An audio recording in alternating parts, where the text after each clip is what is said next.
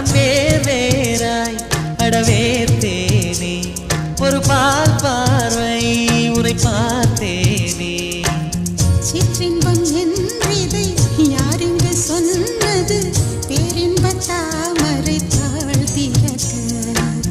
ஐந்தடி உடல் நிலை மெய் மறக்க அசைந்தாடும் காற்றுக்கும் அழகான பூவுக்கும் காதலா காதலா அலையாடும் கடலுக்கும் அது சேரும் மணலுக்கும் காதலா காதலா